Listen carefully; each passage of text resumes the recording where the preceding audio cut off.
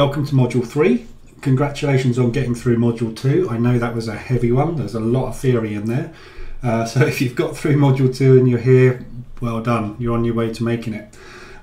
This is going to be an interesting module. It's a great module. I'm looking forward to delivering this one. It's about the strategy and what a strategy is, the indicators that I use and key levels that I use within my strategy. So in here you're going to get an awful lot of information about the basics of the strategy and the way that I trade and how the indicators come together to give me confidence to get into a trade. All right, so pay attention to this one, look at this one a couple of times. You're going to find it incredibly useful, and I'm going to demonstrate to you why these indicators are used and how effective they are if they're used correctly. All right. So as I said, this is the important stuff. These are the bits that everybody's interested in because we all love indicators and shiny things and stuff that moves up and down, pings, arrows, squiggly lines on our chart. It's what trading's all about. I've seen millions and millions of photos on the internet of people with 20 different indicators on their chart. They can't even see the price candles because there's squiggly lines everywhere. And the problem with most traders is they're looking for the Holy Grail indicator, and what they do is they load one onto their chart, they see it's got a bit of value, they put another one on there, they see how that one reacts with that one, then they put another one on there because they've heard that one's quite good. Before you know it, you've got 10 indicators on your chart and you haven't got a clue how any of them work. And also they'll be telling you different things. So one of them will be telling you to go long, the other one will tell you to go short. So you're sitting there not having a clue what to do, you're completely confused and overloaded. So first thing to do is you strip back all of that and get back to a bare chart with candlesticks on it. And I'm going to show you how to put together a strategy using indicators and what exactly a strategy is. Okay, so we've been programmed by the retail forex industry that we can make money with indicators, with arrows on our chart, with wiggly lines, with pings on an alert panel. So let's do just that, but we're going to use the ones that actually work. Okay. So let's talk about systems and strategies and what a system actually is. So an indicator on its own will tell you what a market condition is. Okay, so the RSI, for example, tells you the relative strength of that particular currency pair. The moving average will tell you what the average price of that particular pair has been over a set period of time. So every indicator has got a use, but the problem with most indicators is they are lagging indicators, which means they're telling you what has happened. They're showing you what has been happening in the past. All right, so for predicting the future, indicators are pretty much useless. There isn't an indicator out there that can tell you where price is going to go. All right, that's the holy grail that everyone's looking for all over Forex Factory and in the forums. It doesn't exist. All right, so I think I've explained that in other videos on YouTube if you've seen them, but there is no such thing as the holy grail. You're the holy grail. You've already found your holy grail. You just don't know how to use yourself at the moment, and that's what I'm showing you here. Okay, so a system basically is a set of indicators or conditions that need to be met for you to enter into the market. So there are a set of rules, if you like, that have to be in place for you to press that buy or that sell button. Now, a good system will usually be a combination of things happening in the market. So it'll be a combination of multiple indicators giving you signals at specific levels of price, and then an exit strategy if that trade is valid.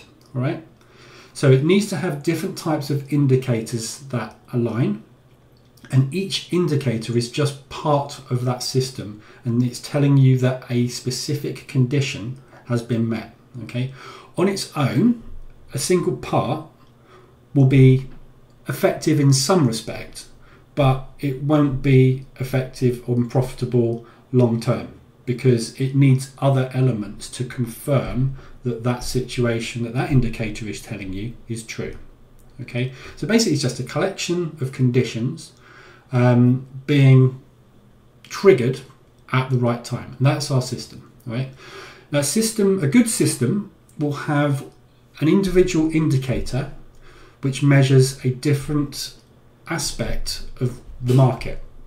So what I mean by that is you will have one indicator that will measure market condition. So what condition is the market in at the moment? Is it ranging? Is it trending? Has it had a big strong push, or is it flatlined? So that you'll have one indicator that will give you an indication of how price is currently moving. All right. You'll also then have what's called a signal indicator. The signal indicator's job is to tell you to get into the market. All right. Now the problem with a signal indicator is a signal indicator will fire off lots of times. All right. In our case, the order block breaker indicator is my signal indicator. Now that will fire 15, 20, 25 times a day on M15 maybe. Okay.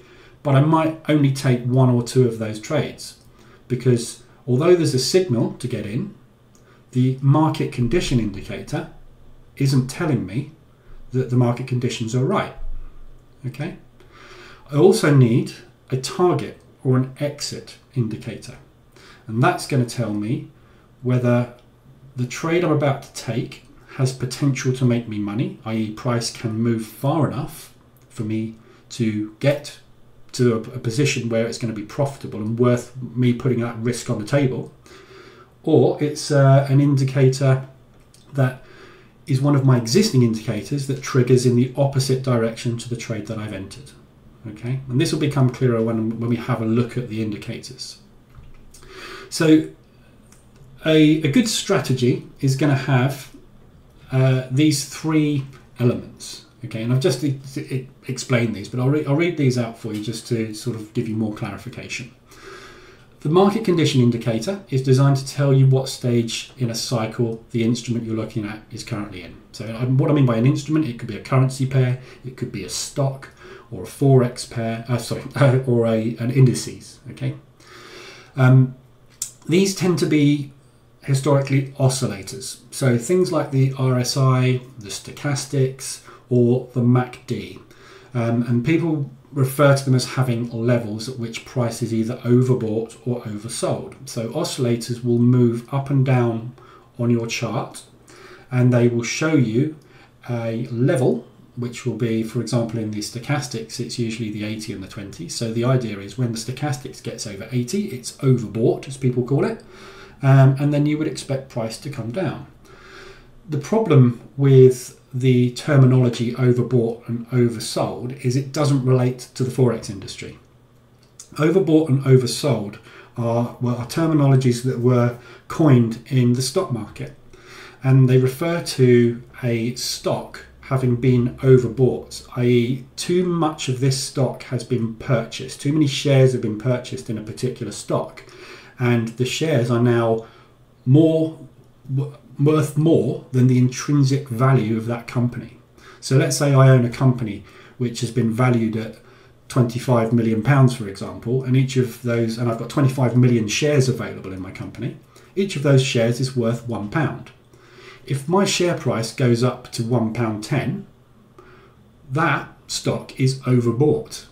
All right, and the same for oversold. Okay, so it's basically a referral to having a price of a stock being bigger than the intrinsic value of that stock. Therefore, price needs to come back down and equalize. All right, forex pairs don't have an intrinsic value; they're an exchange rate. Okay, the pound US dollar isn't worth £1.71 or whatever the rate, the price of it may be. That's not the value of the pound US dollar or the pound yen as an entity. It doesn't exist. It's an exchange rate. Okay, so overbought and oversold, we say it all the time in the forex market, and people teach strategies based on this as being overbought and oversold, and I will refer to it every now and again as being overbought and oversold because I've just been programmed to it over the last decade. I've heard it so much that I'll say, oh, the RSI is overbought. It's not. It's just above a level that's been drawn on the indicator. So that's the market condition indicator. It's an oscillator. The signal indicator will typically be a price action based indicator. So a signal indicator will tell you when price is making a move in a particular direction on your chart. So the candlesticks or the line graph or whatever you're using will have moved in a particular direction. So this is typically something that will ping on your chart as an arrow. It could be moving average line crossing, or some other indicator of a condition that is actually based on the chart itself. All right. In our case, as I say, this is the order block breaker indicator. So when we get a breaker, that is my signal indicator. That signals to me that there's a possible shift in market structure happening. And when that happens, I will look at my other indicators and say, right, okay, we've got the price in the right area on my market condition indicator, and I've received a signal in the right direction. And I will then also look for additional confluences, like have we just touched a level that I would expect a stop hunt to have happened at? Have we got divergence on my RSI, which is another thing we'll look at when we look at the RSI indicator. The target and the exit indicator will usually be a level or a measurement. You must have a target in order to know if a trade is valid from a risk perspective. All right. One of the reasons people go wrong in trading is they get into a trade and they set a target at a level that is completely unrealistic. All right. So let's say we're in a range and price has gone up and down for ages. What we'll do is we'll take a short at the top of that range, and we will set our target at the bottom of that range, expecting it to hit there. Now, there's nothing to say it's going to get down there, so we might have a risk reward on a trade of 1 to 20, for example. That's totally unrealistic, and it's going to take a long time to get there.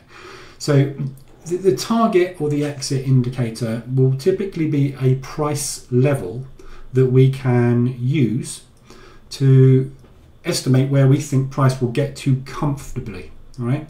Think back to module 2.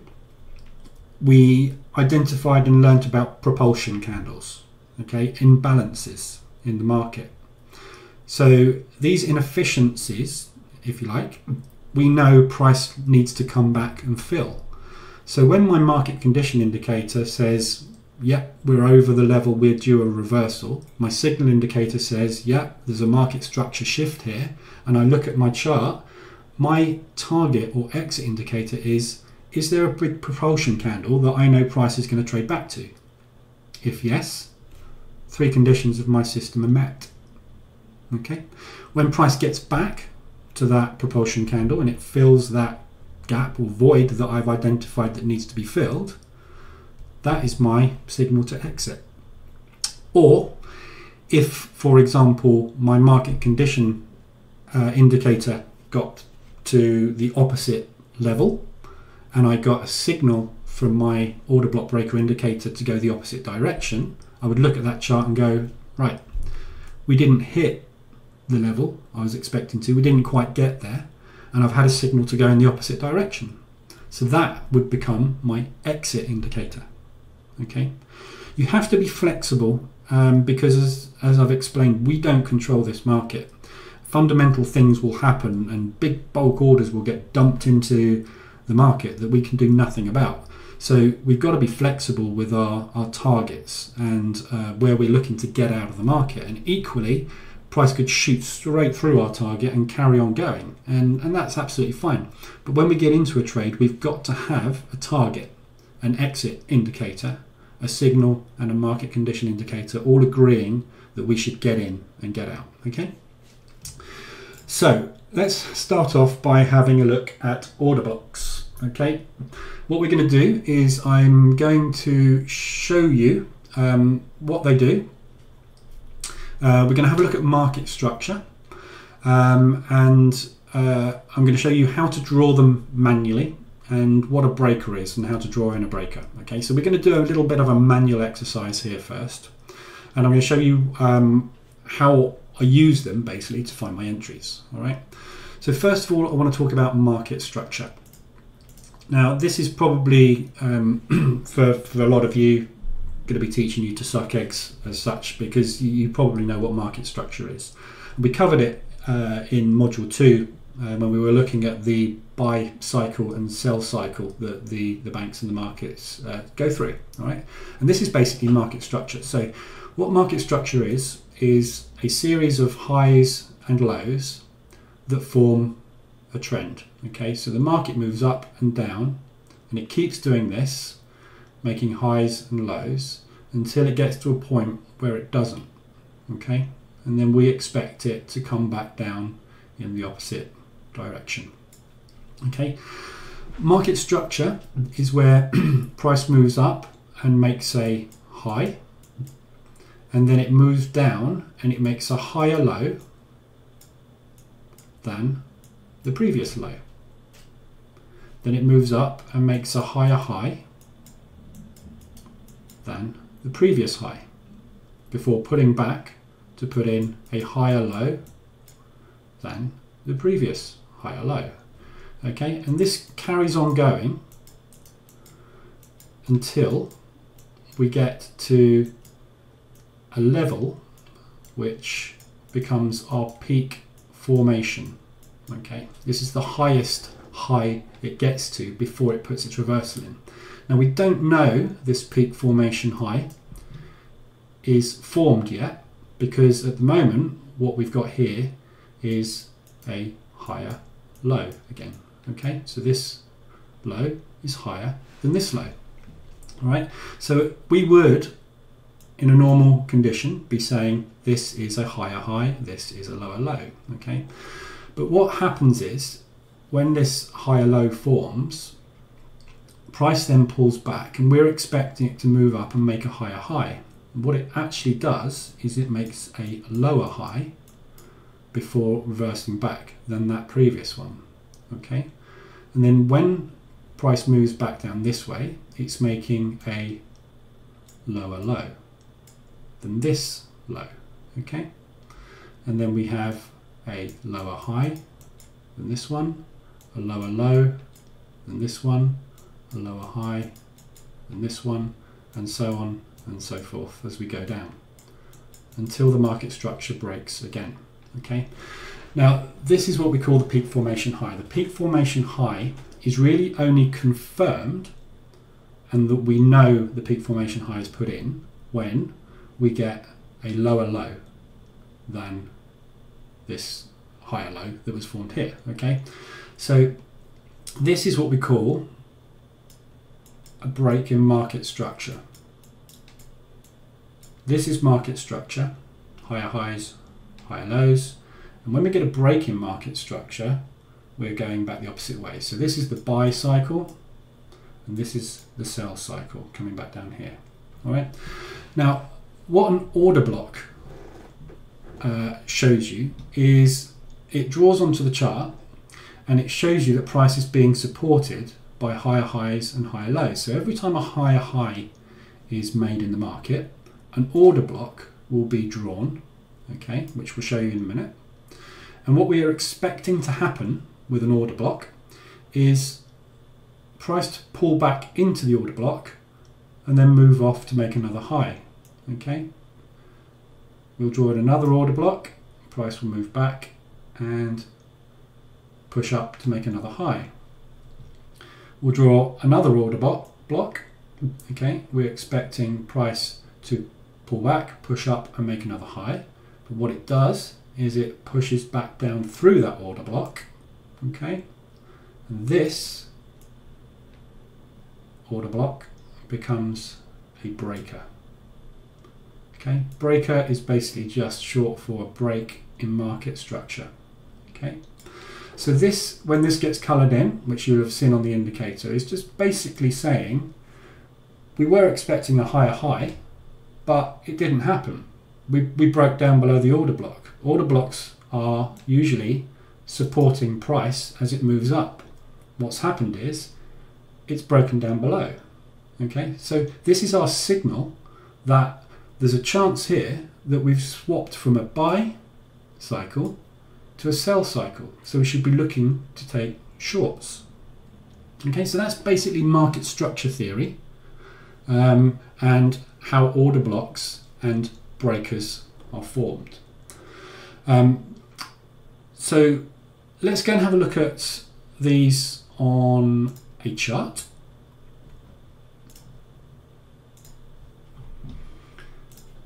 What I'm going to do is I'm going to drop down to a lower time frame, and I'm going to go to a blank chart. All right, and I'm going to draw in some order blocks for you on the chart so that you can see how they work. Actually, what I'm going to do is I'm going to do this on H4 because it's going to be a bit easier to see them. So let's just go back to find a good level. So we'll start. Let's start here. Okay. So this area here is our peak formation high. Okay, so this is the high that we're going to work from. All right. So the way that there's lots of different ways to draw order blocks. All right. And the indicator that I have created, the order block breaker indicator, uses two methods, and you can switch between the two in the indicator. Okay. Some people draw order blocks from let me first explain what an order block is. An order block is the last down candle, okay, before a new high is formed. So we're talking about bullish order blocks here, okay. So when this high is formed, what we do is we look at the last candle that was a down candle before this was formed. So these are all green candles. This one here is the last one before that order block, that high was formed. All right. Let me just change the properties of these rectangles to orange. Okay. So that would be the order block. All right. Now I draw them from the high of the candle body to the low of the wick. All right. So that's how I personally draw them in. Some people use the entire candle. Some people don't draw a block at all. They draw a line from the top of the candle or the bottom of the candle. Okay, I've seen them drawn in all sorts of ways, and to be fair, I don't think it really makes an awful lot of difference. I've gone with a block rather than a line because I have support and resistance lines all over my chart, and I find the lines are more complicated and they just don't work for me personally. So that is how I would draw an order block. All right. So from the top of the body down to the bottom of the wick. Okay. Now, if the left-hand candle, okay, so this is a good example here. I'm going to use this one as an example. This high here was formed by this down candle here, this order block. All right. Now, you can draw the order block on the individual candle itself. Okay. I personally like to take into account the candlestick to the left if it has a lower wick than the candle that is the actual order block. Okay, so that is where I would draw the order block, in taking this wick into account. And there's a setting in the order block breaker indicator where you can change it to take into account wicks to the left or not.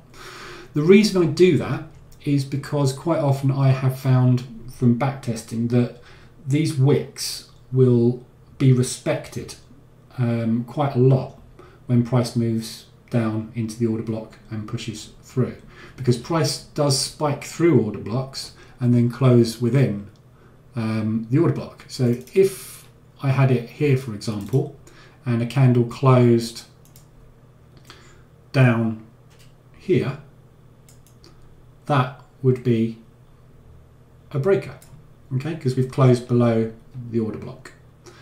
If I'd taken my order block using the wick to the left, that would not have been a breaker. That would have closed within the order block. So there's no right and wrong with how you use the order block breaker indicator or how you draw order blocks on a chart. All right.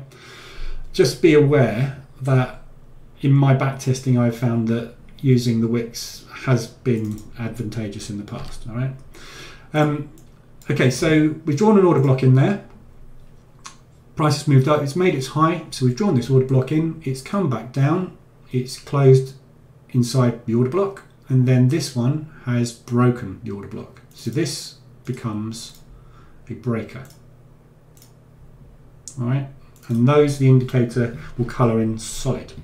So what this is showing us is we were from this low here, we made a new high, we had an order block drawn in there, it came down, pushed back up, made a new high, we would have drawn an order block in here, came back down a little bit, pushed up, made a new high, we drew an order block in here, came back down and broke down through that order block, giving us a break in market structure. Alright, so there's the low, so it made a high, a higher low than that one,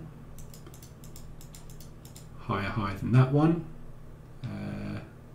that's the low there probably, so higher low than that one, higher high we would have put in there, and a break of the order block. So that now becomes the peak formation high, or potential peak formation high.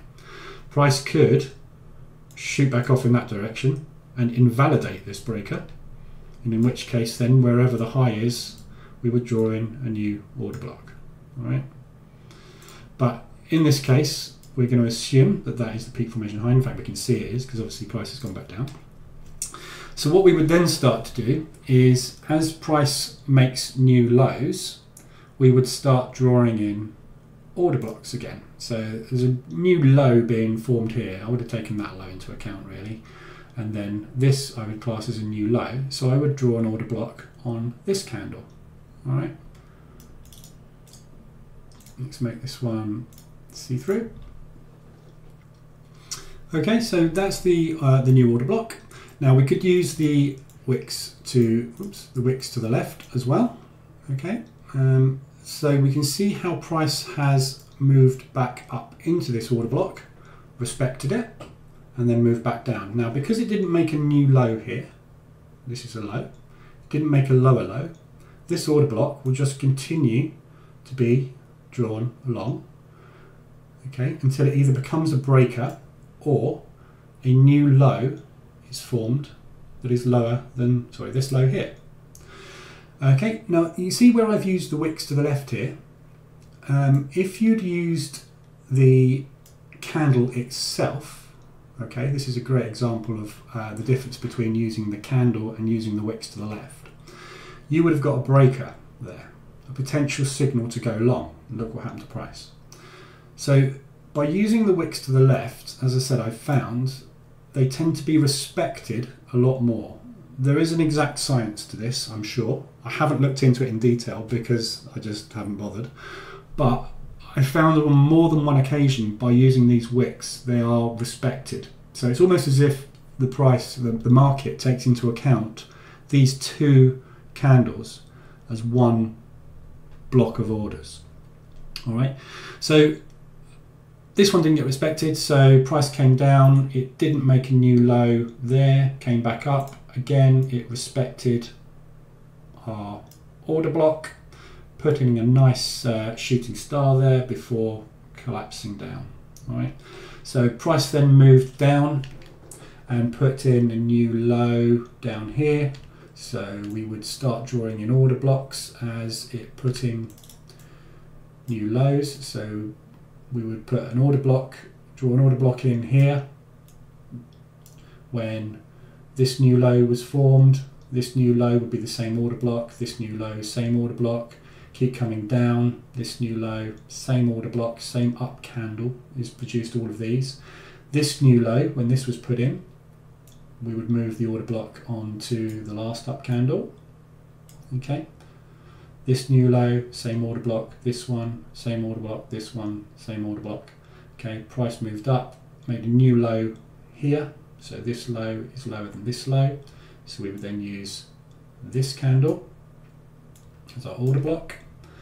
Okay, price continued, it made a new low here, so then we would use the last up candle, which is this one, and wicks to the left. Okay, this is a new low, so then we would use this candle here and its wick, because this low is lower than this low, so this becomes the order block candle. And then we've got this one put in here, another new low. Now this candle is the last up candle before that low was put in. Using the wicks to the left, our order block would be drawn here. Okay, so this now is our new lower low. Okay, and now we've got price moving up through it, making this our breaker, which means that we now have a potential new peak formation low. Okay, so that was a complete cycle of how the order blocks would be drawn between a peak formation high and a peak formation low. Now, if you've been using the indicator, you'll notice that obviously when you get a new breaker, if price moves up and makes a new high, that breaker becomes invalidated, so it's removed from the chart, and it will continue then to draw in new order blocks to support price, because we're expecting price to continue to move up. So once you see a price move down like this and a breaker, if that breaker holds, that will continue to be drawn on your chart and it will stay on your chart. Okay, so that's basically order block theory, market structure, how order blocks and breakers are drawn in by the indicator. All right, now if you bought the order block indicator already, which you probably have if you're watching this course, this is all done completely automatically for you by the indicator. Okay, before I developed the indicator, I had to do all of this manually on 26 pairs every single day. Right, so you can imagine how labor intensive it is to draw order blocks and breakers on a chart. Now also think about this, if I'm monitoring the M15 charts, I've got to do this process of drawing order blocks and breakers every 15 minutes. Yeah, so my life as a trader, when I started trading using this sort of methodology, was incredibly labor intensive, which is why I developed the indicator, because I identified that I actually didn't need to draw all of these order blocks in all the time. What I'm interested in as a trader is a breaker, because the breaker is the potential shift in market structure. So I only need to know when a breaker forms. So what I decided to do was look at the charts every 15 minutes and stop drawing order blocks, and I moved over to just drawing breakers, because I'm only interested in those. I'm only interested in where price is potentially going to be going next, not where it's been. All right, so let me bring up the template. All right, and we'll switch down to M15. So you can see this is the order block breaker indicator, and this is drawn a breaker in here. We've had another breaker drawn here, another one here, another one here. This is a bit of a funny time because we've had the vaccine announcement, so it's going to be drawing some funny order blocks and breakers at the minute, because market structure is shot. It's not as it usually is. But if I put the indicator to draw more on the chart, okay, you can see how it's drawing the order blocks in. Okay, so this was an order block. This high was created. This is the last down candle before this high was formed. Price came back down, broke through it. This is our breaker candle, turns this order block into a breaker, comes back up, retests the order block again before continuing down on its way. Okay, this up candle here is the last up candle before this low was formed. Price came up, broke through it. That's a breaker, shifting market structure. This is our peak formation low here. This is our peak formation high. All right, came back up, price comes back down, it's retested this peak formation low area. Okay, so this area here where this candle is has been retested multiple times before price moves off in the direction it wants to go into. Another breaker there, so this is the last down candle before this high was formed. Price broke down through it, didn't come back and retest in this case, just carried on going down and down and down and down. Made a new low here from this candle, price came back up, broke through it, pushed up, same thing repeating over and over and over again. All right, so that is order blocks. Okay, now the order block is this signal. So when I get a signal from my dashboard or from the order block indicator, it's a signal for me to go and have a look at the charts. Okay, and when I have a look at the charts, I need to then have a look at my other indicator to see whether or not I think that order block breaker is valid or not. Okay, next we're going to look at the dashboard, and I'm going to show you how I use the dashboard and why those specific columns are there. Particularly, we're going to concentrate on ADR, peak formation high and peak formation low, and the breakers columns. So if you haven't got the dashboard already, go and have a look on MQL5. You can get hold of this, and I use this obviously all the time in the live room. This is what the dashboard looks like currently. I have got a new version of the dashboard in development at the moment, which is going to have some enhancements on it. But obviously this one is available now, so this is what I'm actually using and what I'm going to teach you on. So the dashboard basically has a lot of columns on it. When I first developed the dashboard, it was developed only to have the M15 breaker, H1 breaker, H4 breaker and D1 breaker columns. The reason I wanted the dashboard was because the order block breaker indicator, as good as it is, was sending out alerts via push, email and pop-up, and sending them out as breakers happened, which is great, which is exactly what I wanted it to do.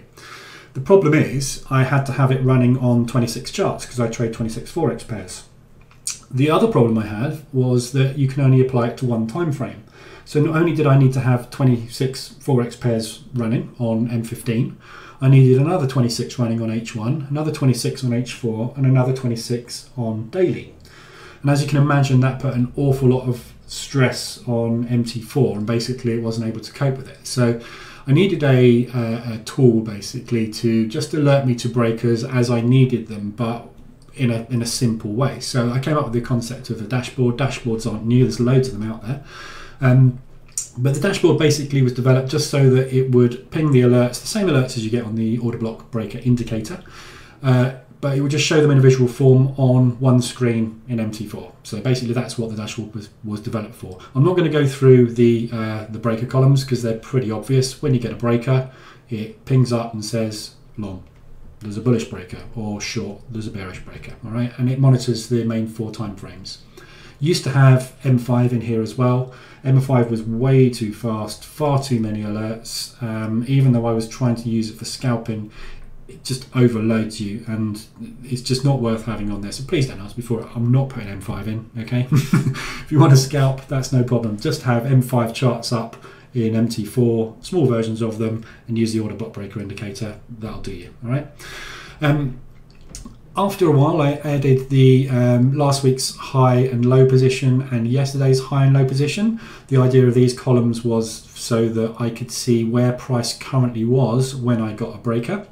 But I soon realized that these levels, although they are very important levels and I use them on a daily basis, I didn't want to know whether the price was above or below it. What I actually wanted to know was whether it had stop hunted these levels. So the idea was I would get a breaker that said to go long, and if it was below yesterday's low, that would be a perfect place to take a trade. Okay, so I don't use these columns a great deal anymore. Some people do still use these columns, and they like to only take breakers when they are above or below yesterday's highs and lows, and there's absolutely nothing wrong with that. Okay, but that's basically what these columns are. The ones I want to concentrate on now, and the ones that are relevant for the course, are the ADR columns, the peak formation high and the peak formation low. Now, we've covered peak formation high and peak formation low theory in module 2. All right, so you've gone through that hopefully, and you've got an understanding of peak formation low and peak formation high.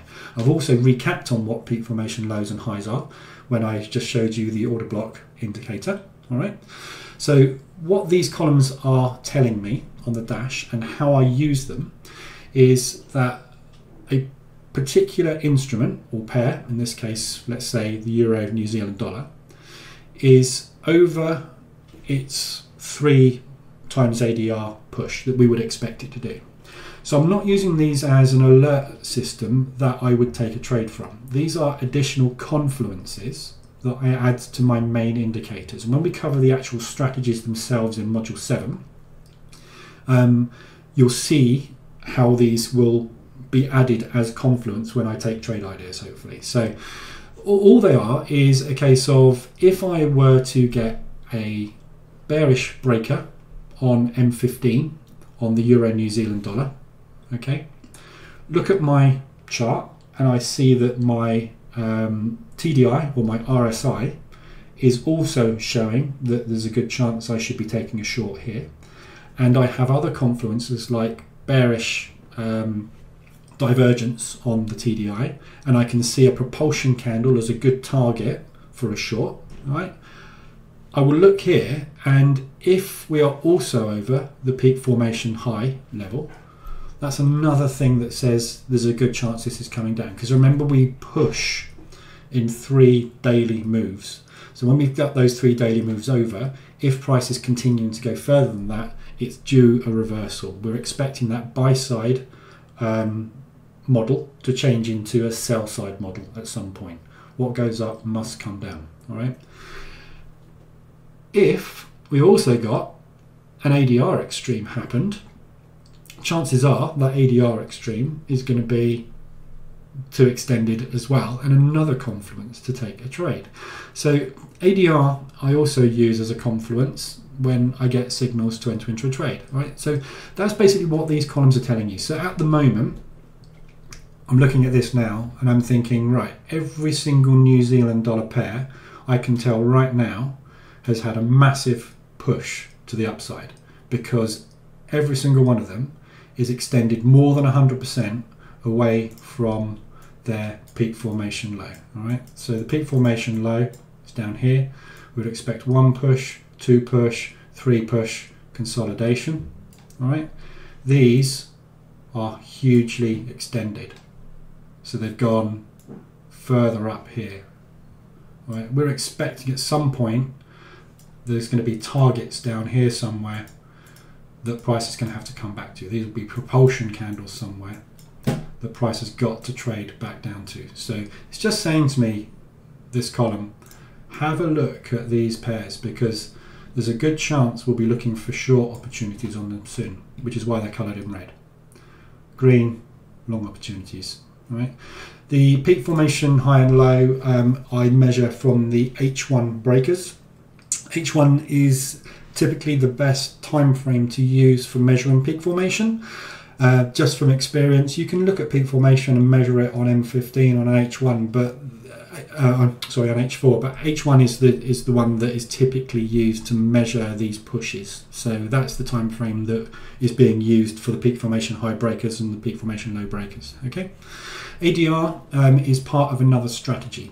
Average daily range is the theory that price will move a certain amount of pips in a day. I've covered that briefly in Module 2 as well. So a pair will have an average daily range, and when it reaches that average daily range, quite often it will struggle to go further. I've done a lot of research into average daily ranges. In fact, let me quickly try and find the spreadsheet and I can explain in a bit more detail. Okay, this is the ADR analysis spreadsheet that I created. So basically what I did was I took the average daily range 10 figure is the one that I use. I took the average daily range of every pair, not every pair, every major pair, and the ones you see on the screen here. And I got 15 years worth of historical data from a website, which I downloaded. And what that showed me was what the average daily range 10 figure was of that pair at that time, and it showed me the range that it actually achieved on that day as well. Okay, so I could see how many times price moved outside of its normal average daily range. And what this does is it gives us an indication of the chances of price continuing further. It doesn't necessarily tell us that price is going to retrace, but it does tell us that there's not much chance of it moving further. All right. So, for example, if we take the New Zealand dollar, US dollar here, okay, out of all of the days that I got data for this particular pair, in this case, this one, it was 3,551 days. Of those days, 57% of the time, it would stay within its daily range. Right? So we could say that nearly 60% of the time, the New Zealand dollar, US dollar doesn't break its daily range. Right? So if I was to get a signal to go long, when the New Zealand dollar, US dollar was at the peak of its average daily range, I know there's a 60% chance that isn't going to go any higher today. So that's probably not a good trade for me to take. Right? And that's the way that I use average daily range, just to give me a gauge as to how far further today price has got a chance of going. And it helps me manage my expectations of whether a trade should play out today or not. Another reason I use ADR is for a reversal strategy, which I'm going to show you in Module 7. And it's a scalping strategy. And the way that this works is that I know if 57% of the time New Zealand dollar, US dollar is not going to go outside of its average daily range, that tells me that 40-odd percent, 42% of the time, it is going to go outside of its daily range. Right? I've also measured how far it will typically move outside of its daily range as a maximum. All right? So the higher a price goes outside of its daily range, the further it pushes outside of its daily range, the more chance we've got of it either not pushing further or retracing back. And the vast majority of the time, when price gets extended beyond its average daily range, it will retrace back into that range. Right? I'm going to teach you about this more in Module 7. But you can see as price gets further and further and further outside of its normal average daily ranges, the chances of it going further decrease exponentially. Okay, so if you were to look at a pair on this dashboard and it said, for example, this is 99, nice easy one, Euro Yen normally does 100 pips in a day. If this said 200 pips in a day, it hit 200 pips today, this would be coloured in red to say we've hit the average daily range on this pair. The Euro Yen, when it hits 200%, it only does that 3.8% of the time. It only gets to 225%, 2.17% of the time. So I know that the chances of this going any further is extremely remote, which puts the odds massively in my favour for taking a short if this had gone over the top of its average daily range. All right. So that's basically what this ADR column is doing and what it's alerting to. All right. So that's the dashboard. Now that's all we really want to cover on the dashboard. The ADR divided by 4 we will cover. I may remove this column from the dashboard anyway because I don't use it very much anymore, and I'm not sure many people do that use the dashboard. So, but basically this is just whatever this ADR figure is divided by 4. It's part of the scalping strategy that I'm going to teach you. So that's the dashboard. Obviously that's available, and those are the columns that I use in it, and that is how I use those columns and what I use them for. And this will all become much clearer when we look at the actual trade setups that I take on a daily basis, which I'm going to show you in a later module. All right.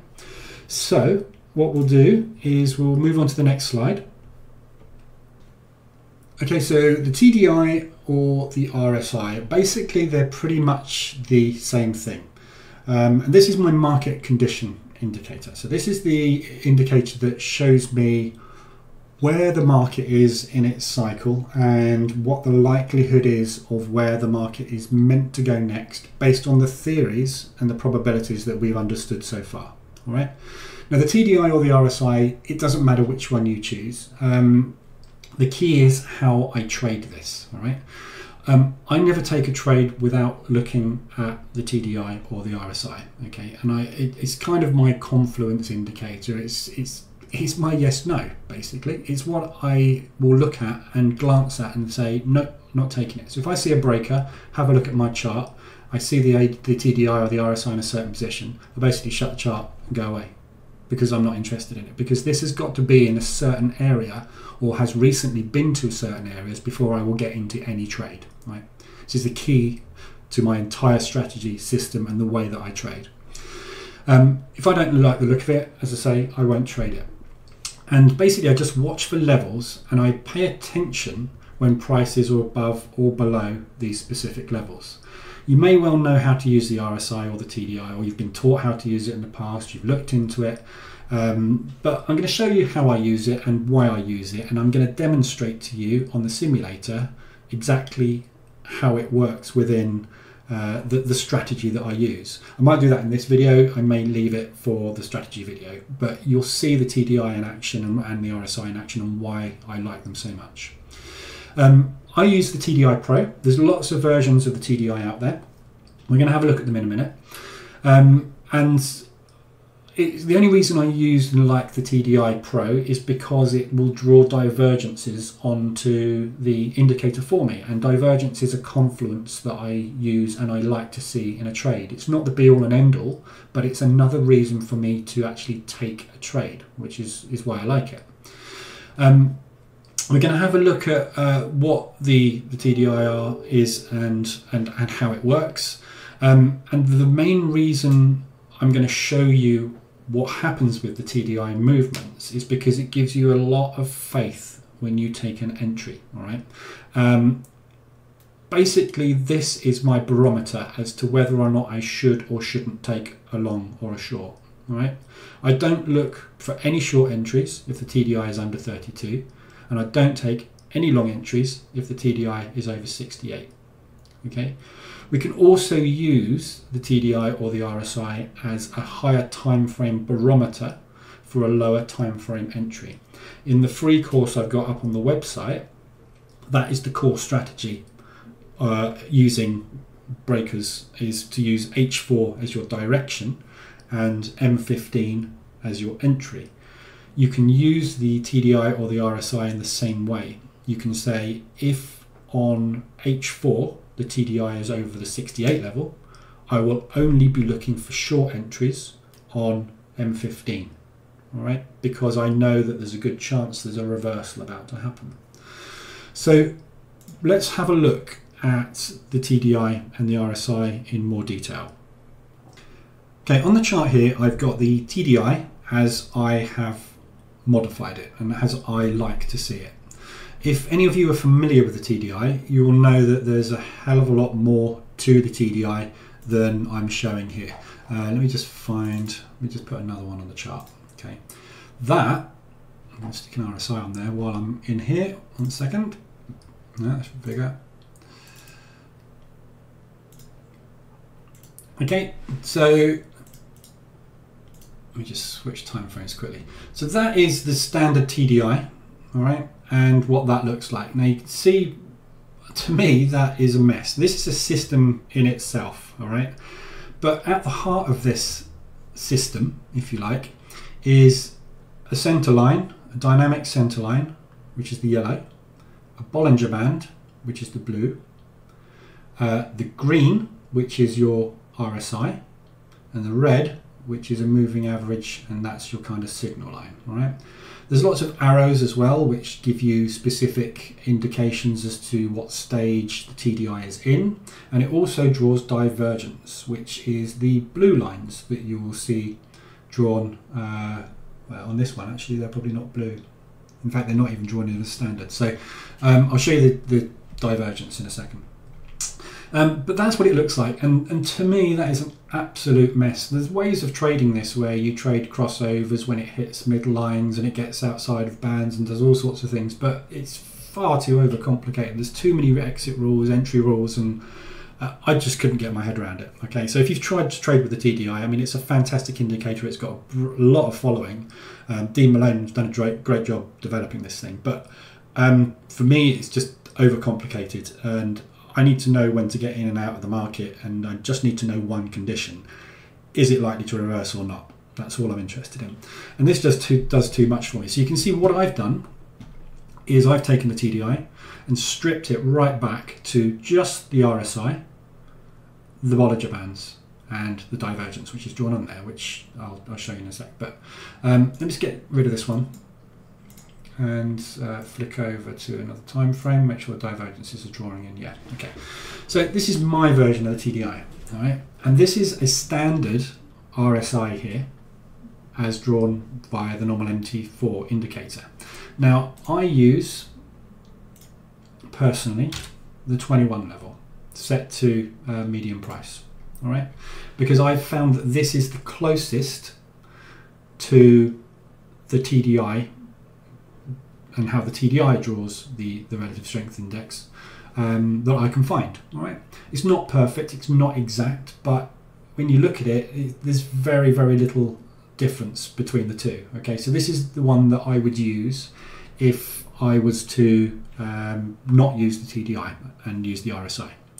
I've just modified this to put some extra lines on it as well in the levels. So it comes with I think it comes with 70-30, is it, as standard? But the typical lines that are used by the TDI are the 68 and 32. I've added in a 20 and an 80 to my RSI to show extremely strong levels of price movement. I almost said overbought then. If you remember back to my previous video, the previous section, there's no such thing as overbought and oversold. That's a stock term.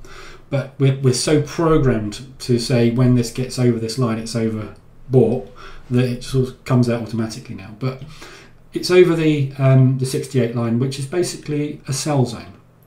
All right. So the concept is, and how I interpret and use the RSI or the TDI, is that because it's measuring the relative strength of a currency pair, when this line pushes hard up through the 68 level, all right, it means that there's been a strong movement in price. Okay, so you can see here, this big move pushed the RSI up, in fact over the 80 level in this particular case, but over the 68 level. All right, so when price is up here, it's typically due a reversal. If you remember back to our market structure, our three pushes, we typically see that sort of structure happening in some shape or form. I mean, it might go like that for a bit and then down. It doesn't matter how it goes, but what we tend to find is that what goes up must come down at some point. All right. The relative strength index helps me to identify conditions where there is a higher probability or likelihood of a reversal happening. Okay, it doesn't mean when this gets over here it's going to drop.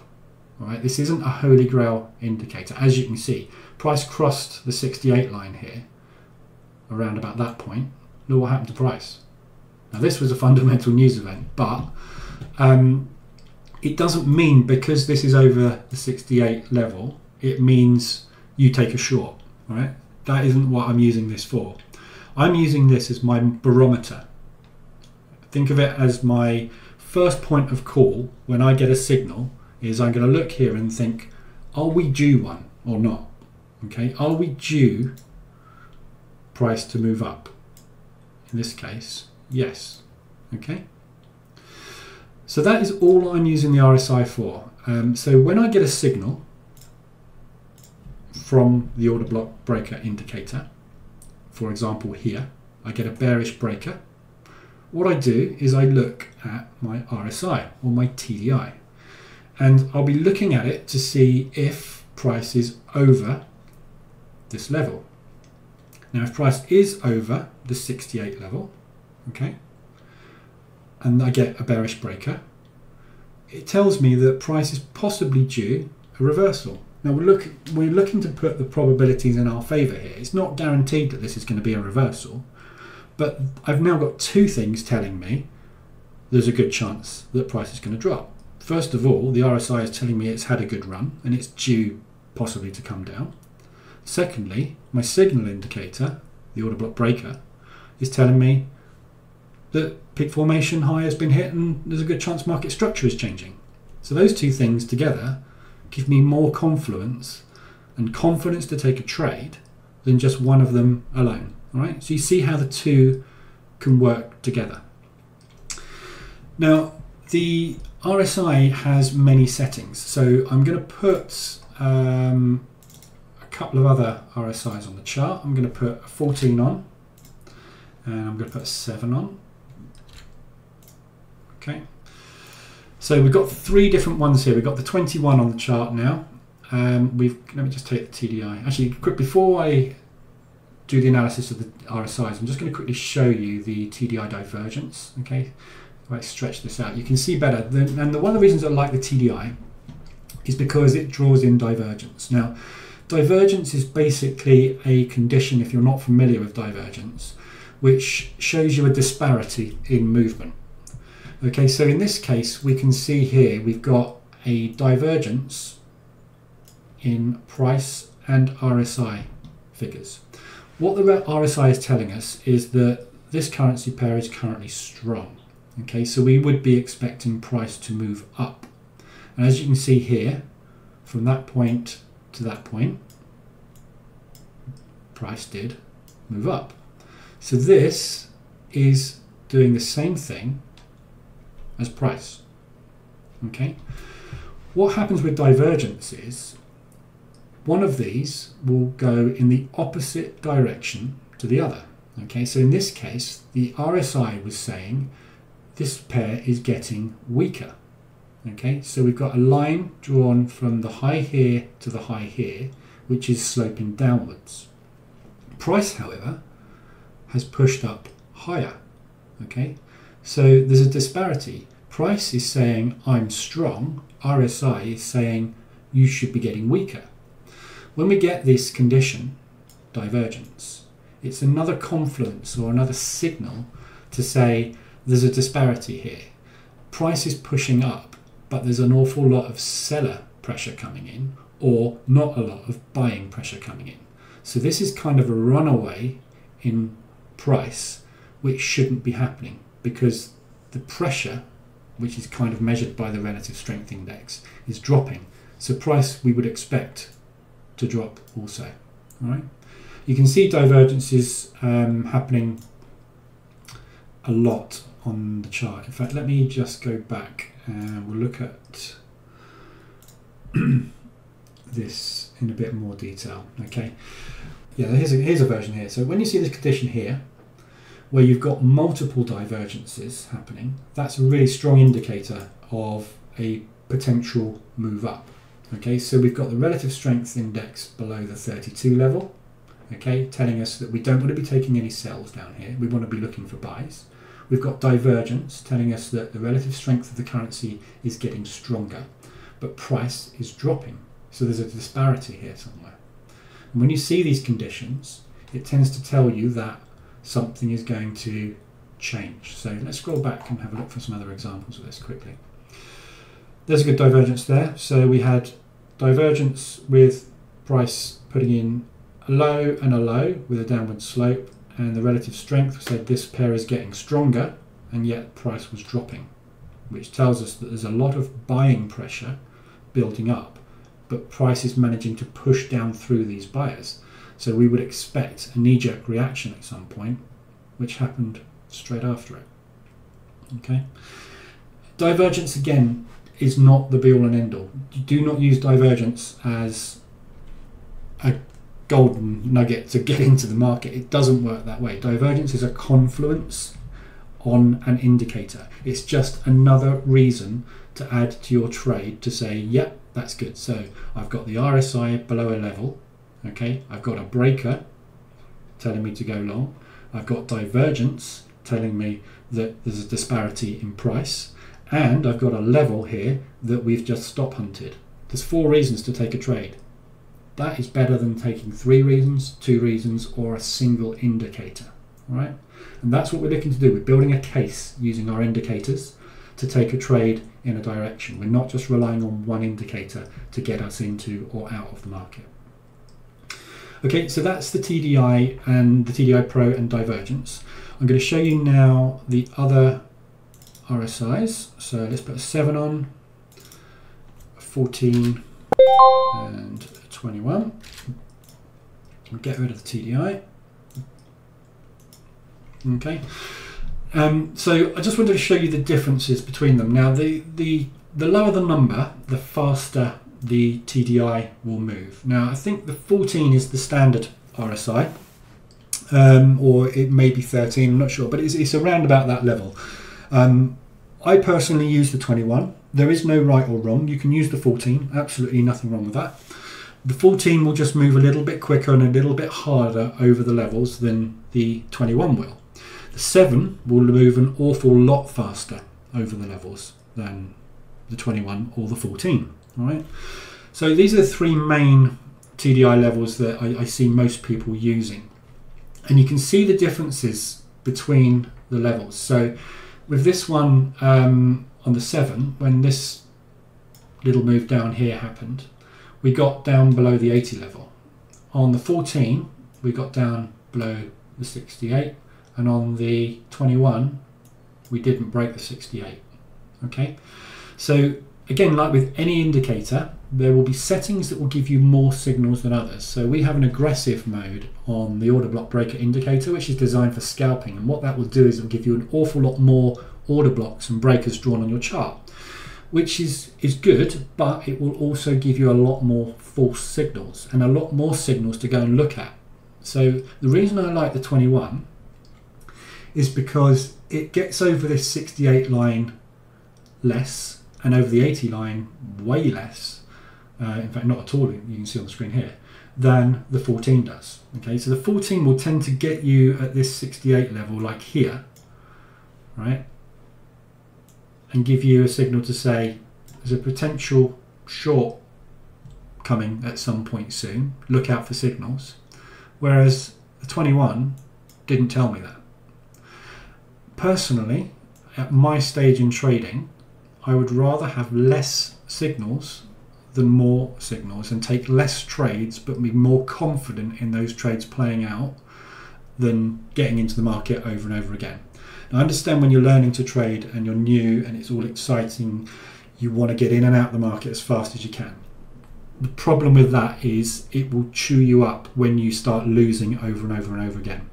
The less trades you take, the more risk you can allocate to your trades, which is coming up in another module, and the more success and the higher the strike rate you will get. All right. So I would encourage you to start with a 21 if you can on the RSI. If you're a bit more experienced, maybe go for the 14. If you're crazy and want to scalp and go mental, go with the 7. I'll drop the 7, just that was a joke. Don't go for the 7, right? 14 or 21 are the two settings you should really concentrate on with the RSI or the TDI. Pick the one you want. Pick the RSI, pick the TDI. Doesn't matter which. They both move very similarly. And if the RSI touches the line, okay, and gets you over the line, and the TDI hasn't, don't worry about it. Don't concentrate on looking for an indicator that's got to give you every single signal and like moan when, oh, I didn't get a signal on that trade and that one I would have got it because it doesn't matter. All right, you take the trades you see, you take the trades that get signaled to you. You don't concentrate on your indicators and fine-tune your indicators to get you into more positions. All right, and that's a fatal error a lot of people make with indicators. Okay, so that is basically the RSI and way I use it. Now, another reason you've got these settings for 14 and 21, etc., is because different time frames will have different effects on your RSI. Okay, so we're looking at the M15 now, and you can see how many times, let's just quickly count these, how many times the 14 got over the 68 level on the M15. So we've got 1 there, just touched it there, 2, 3, 4, 5, 6, 7, 8, 9, I class that as 1 as well, 10, 11, 12, 13, right? So we got 13 signals on the RSI, on the RSI 14, let's just write that down, on 15 minutes. On the RSI 21, I would have got 1, 2, 3, 4, 5, 6, 7, 8. I'm going to class that as 8. All right, it doesn't matter exactly, but I'm just demonstrating a point. Okay, so you would have got 13 signals using the 14. I would have got 8 using the 21. If we were trading M15. Let's switch over to H1. Okay, on H1, let's just rub these off.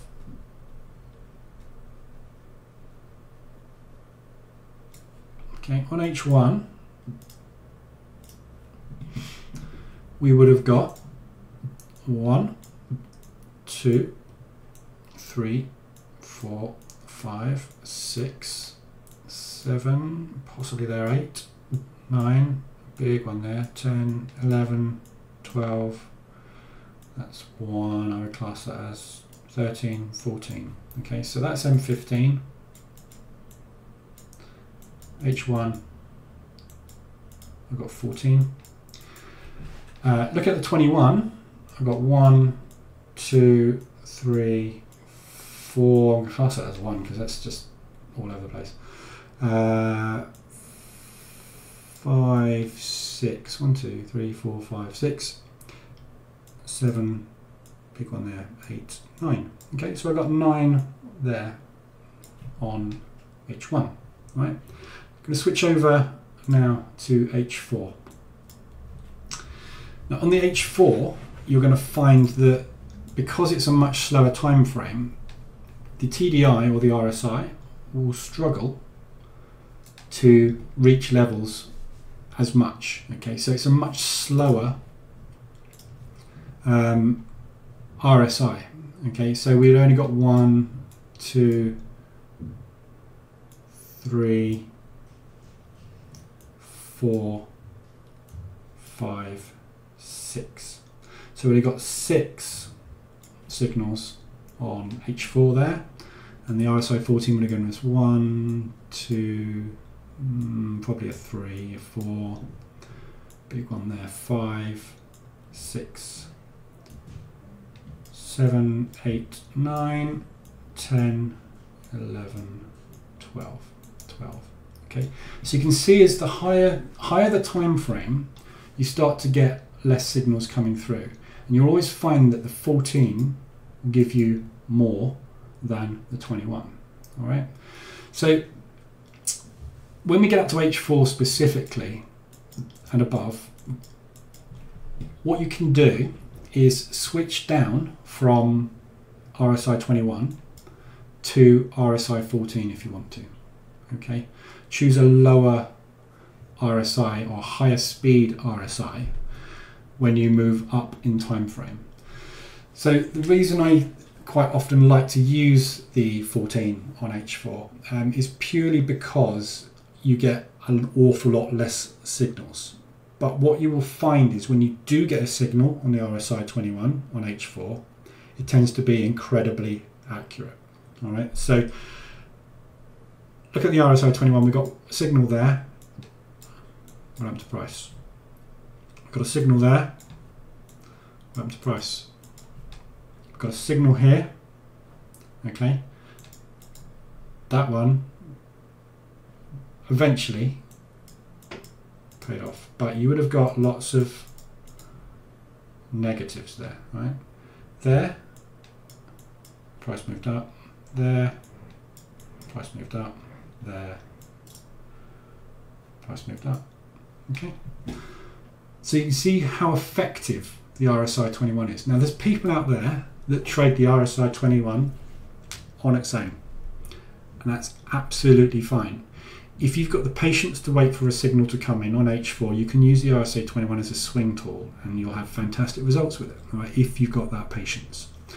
But using this indicator on its own is not something that is going to give you a particularly high strike rate. Okay, although I've just shown that there, you need to decide when you're going to get in when it gets over this level, and that is the key. A lot of people, when they use the TDI, they use what's called a TDI hook. Some people call this a shark fin. On the RSI, you'll see it'll move, and as price moves up, it will create a triangle, a shark fin. Okay. Your entry is when price comes back down below the 68 level. That is typically when you would take your entry. So we've got one sort of there. This would be the entry level there. Okay, let me just do that on the chart so we can see where that lines up. There. Okay, so that would have been your long entry on this candle here because it crossed back above the 32 line, taken a bit of drawdown, and you'd have made up to sort of 33 pips there with drawdown of around about 24. All right, so 1.5-ish to one trade, not bad, you know. But I don't want you to get tied up and concentrate on the TDI too much. All right, we're not going to be using this as our system. If you want to, go ahead, go and try it. And I'm going to show you a way I can make profit out of this. And I used to use this on its own and very, very profitably. All right, but by adding my other indicators in, my strike rate, as you've seen now, is 85%. And that's because I'm using a confluence of indicators and conditions and an entry strategy that means that I don't get stopped out every 5 minutes, like you probably are at the moment. Right? So that's the RSI. I don't want to cover any more on that at the present. I think I've explained the theory behind it, how it works. You can choose the RSI or the TDI. It's entirely up to you. You can choose 14 or 21 as your setting. Again, entirely up to you. I'm going to give you the framework and the basis and what I use, and you can use whatever settings you feel comfortable with and make the most sense to you. In the live room, you'll see me using either this or the TDI, and my settings at the moment are 21. I'm not going to say that they're not going to be that forever. They may well change. I might go back to 14. It depends on market conditions and whether I'm seeing signals and whether it's working for me at this particular moment, which it is. So that's the RSI in a nutshell. The next part we're going to concentrate on in this particular video is the levels. All right, this is the last part of this section. All right, so you've got all the indicators now. The levels we need to look at are basically your yesterday's high and low levels, your last week's high and low levels, and your average daily range levels. Okay, so there's 3 particular levels I use on a daily basis when I'm taking my trades, and we covered this a little bit when we were looking at stop hunts. We actually covered it quite a lot looking at stop hunts in module 2. The reason I have these levels is because I want to see these levels being hunted as an ideal when I enter into a trade. Okay, so let's say we've got a price movement that moves like this. Okay, and it's consolidated for a bit, come up, come down, and it's going like that. All right. At this point here is when I get a signal from the order block breaker indicator to say there's a breaker. All right. I will then look at what is going on with my TDI at this point. Okay. And if I see at this point that the TDI is either over the 68 level or it's recently been over the 68 level and coming back down, I've got confluence of 2 indicators. There's a good chance I should be taking a trade. The third thing I'm looking for is, have we just had a stop hunt at a level of interest, or are we also at a level that makes logical sense to take a trade from? Okay, and this is where these areas come into play. In this particular case, on this trade here, where I'm entering here on this order block, we've got the RSI confirming momentum's been up and we should be looking to go down at some point in the future soon. We've got an order block giving us a breaker, and there's a level in the market that we have just performed a stop hunt at. Yesterday's high was raided. They've taken the stops before we got our breaker and our RSI confirmed it. Okay, that in a nutshell to me is a 3-star trade. If I've also got divergence, that's a 4-star trade, even better. And let's say that was last week's high. It's a 5-star trade. We're building a case using our indicators to give us confidence to get into the market, because we know historically that when the stop hunts happen, it reverses. When we get breakers, it reverses. When the RSI is over that level, it reverses. Okay, so we're just building a case, and this is what we're using our indicators for. So I'm going to show you these levels in more detail now on the chart so we can have a good look at them and understand how and why they're being used. Let's go to standard one with the RSI. We'll go down to the M15 chart. All right. So these levels here drawn in blue, this is my yesterday high, yesterday low. All right. That's what that indicator is. And all that's doing is drawing a line at yesterday's high and yesterday's low, which is there. In fact, what I'm going to do is I'm going to switch away from this pair because we've had this massive spike and move. So I'm going to go over to another pair which hasn't had a hideous move on it, so it'll be easy to demonstrate.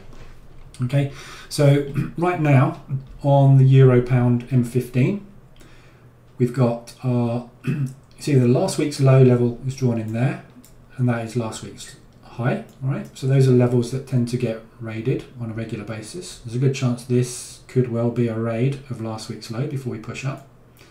We've got yesterday's high is there.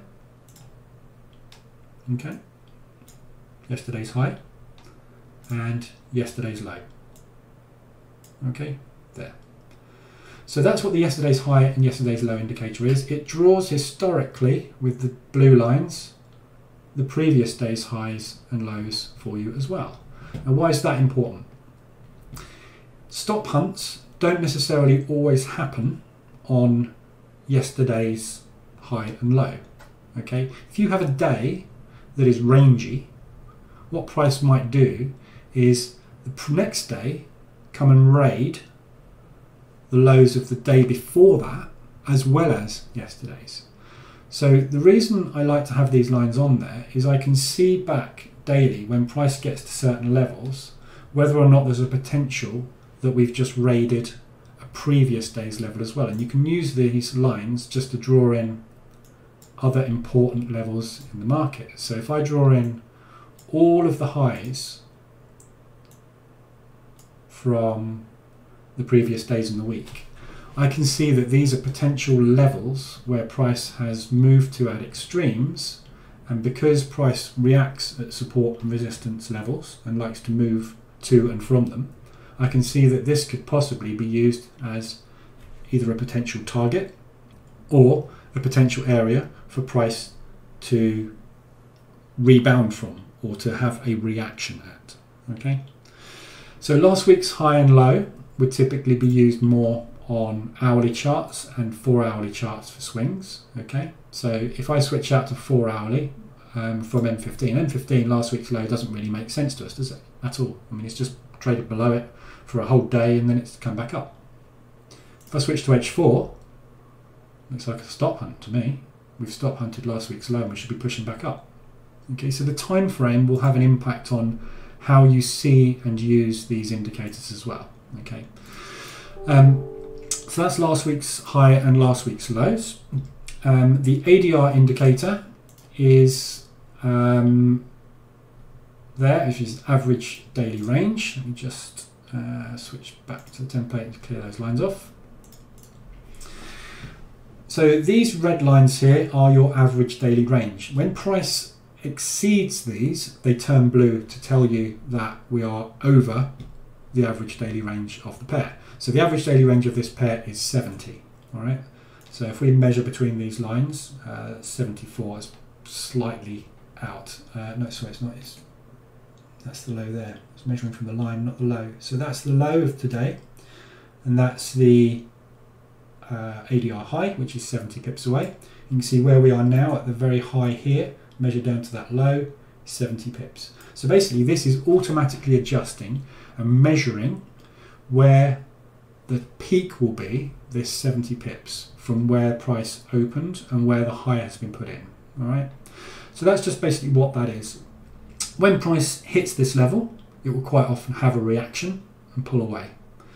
If it doesn't have a reaction and pierces through hard, we know, looking back at that spreadsheet I showed you, there's a percentage chance as you go higher and higher and higher that price is going to stop, consolidate or retrace. Okay, so we use these as areas to tell us that price is unlikely to be moving any higher, and if it does, it's not going to particularly go much higher. And as I said to you previously in one of the other sections, if I was to get a long signal here to go long, so price had moved up over the ADR, come back and put in a breaker, for example, to go this way, or an order block, it would bounce off to move up, and we were at the ADR, I'd think twice about taking this trade, because I know for a fact it's probably not going to go much higher today. So that's what the ADR is. We also have the other levels which are of interest to us, which are the Asian highs and the Asian lows. The Asian highs and lows will get stop hunted regularly. Remember back to module 2, we're talking about the bankers, Bill, Bob and John. Okay, so in Asia, we're passing the order book over to London. London take price up, they stop hunt the Asian high, pull price back down. Okay, doesn't happen all the time. Obviously you can see the Asian range here and then boom, just tanked. But here we've got the Asian session, London's taking it down, stop hunted the Asian session, stop hunted yesterday's lows, push price back up. All right, so these levels are important, and often you'll see small stop hunts like this happening. So it just creeps up above the Asian high for a bit, sits there and then breaks back down. That's basically a stop hunt of usually this early session. So anybody that's been trading in the Asian session and taking shorts or longs will have their stops put under the highs and the lows of this session. All that is showing us that there's a stop hunt above those sessions and back down. Okay, so those are the additional indicators that I have on my chart. The main ones are your RSI, the order block breaker indicator, and obviously the levels. So those are the three main indicators, and we've covered those and why they're used, how they're used, and how they bring the system together with Confluence to enter. Right. So that is a kind of a basic overview of how I trade. I'm going to show you the exact entry criteria in another module, but the next module we're going to cover is going to be hopefully the one that changes your life and switches you from being an unprofitable trader into a profitable trader, and that is how to manage risk within your account. All right, but before we go on to that module, I want you to do some homework again. Okay, spend a little time drawing some order blocks on your charts manually. Now you might have to go back to the order block section and watch this a couple of times. There's also a video on YouTube about the order block breaker indicator strategy, the main H4M15 strategy that I've put on the website for free. That will teach you a little bit more about order blocks and how they're drawn as well. But go and try and draw some order blocks on your chart. See how order blocks support price as it moves, and see how when a breaker happens, that peak formation is retested by price before moving away, or the order block, the breaker itself, is retested by price before it moves away. Just practice using it on your chart. Alternatively, if you've got the order block breaker indicator, go into the strategy tester, load it onto a chart, and basically just test away with the order block breaker indicator. Let me just quickly show you how to do that, because I realise that some people may not know how to use the strategy tester. So let me just quickly show you this. When you go into strategy tester, you can select a expert advisor or an indicator to test. All right. I use Sphere Tester, which I'm going to show you in the next session. Quite a bit of Sphere Tester in action. But what you can do is you can save your templates as a template called tester. All right, so if you right click template tester, this is my tester indicator. Right, and what it consists of is literally just the RSI 21 and the order block breaker indicator. Now, when you run an indicator in the tester, you can select the order block breaker indicator. I've got loads of stuff in here, but you can basically test any indicator in there, or you can test an expert advisor. And in my case, I use Sphere Tester because I'll show you how this works tomorrow. But when you run the tester, whatever template you have saved as tester, you give the name of tester, that will be loaded automatically for you. So what you can do, which time frame have I chosen here? H1. What you can do is you can run the strategy tester and just watch what happens. Okay, so I'm just going to wait for this to load. Let's speed it up and start this. I'm going to go into in more detail. I'm going to show you how Sphere Tester works. But what you can do is you can just run a simulation in here basically and just watch order blocks being drawn. Watch what happens when a breaker happens. Okay, so if you don't want to do this manually, this homework exercise, and you've got the order block breaker indicator, don't go and do this. You see it's drawing the order blocks and you can see how they're being drawn on the candles and which ones it's being drawn on. You can adjust the speed down here, or if you've got Sphere Tester up there. So you can see what happens. So we've got a breaker there. You see how a new high was formed and that breaker was invalidated. Price has come back, tested the order block. Okay, new order blocks being drawn, supporting price as we go up, supporting price, testing it, breaker, got a breaker. Okay, price has come up and retested the order block, the breaker, and now it's moving away. Oh, now we've got to pierce through, retest again. What's that? Stop hunt. Stop hunt of that level. People saw a breaker, retest, entered into the market, put their stops there, they came up, took your stops out, dropped the other way. Prime example. But you can use this, as I say, to see how order blocks are drawn, see what the indicator is doing, and then see how the breakers form and what happens after a breaker forms. Another thing you can do is look at what's happening on the TDI when these breakers happen. This will give you an inkling as to how I'm trading. All right. Sphere Tester, Google it if you want it. Fantastic bit of kit. I'm going to go into this in more detail tomorrow, Sphere Tester, but if you want to play around with it, this thing is amazing. You can take orders in the market, I can put sells in, I can do anything with it. It's an absolutely brilliant piece of kit. It shows you the orders, your drawdown, everything, but we're going to go into this in more detail. But that's basically how you can do a little bit of your homework in a cheaty way, if you like, by not drawing the order blocks manually yourself. Homework for the TDI or RSI, choose which you want to use, is to pick 5 pairs, zoom out on your chart a little and scroll back in time and just look at what happens to price when it gets to the 32 and the 68 levels.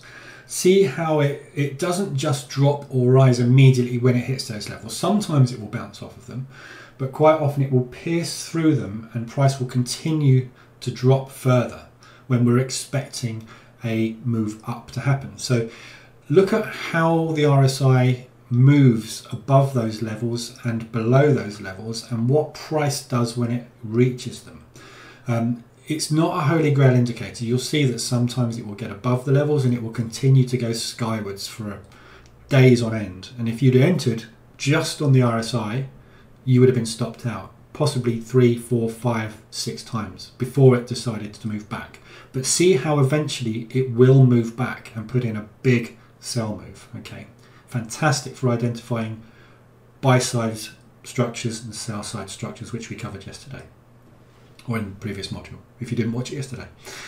It basically just use the RSI to give you confidence that normally when the RSI is up there, we'll expect a drop at some point. All right. Try the RSI on H1 and H4. M15 and M5, you will find you get way too many false signals. H1 and H4 timeframes for the RSI are by far the best. I live and breathe RSI on H1. I make most of my money on RSI H1 entry strategies, which I'm going to show you. All right. So that's it for this module. Okay, it's been a long one, probably the longest module done so far. But the most important, because you know now which indicators we're going to be using, and you've had an inkling into the strategy and how this works, and how I make money. But the next module is going to be the one, hopefully, which is going to help you turn your trading around. What we're going to do is we're going to learn how to trade like professionals and completely rework the way you look at risk reward and you look at risk. Okay? So I'll see you in the next module.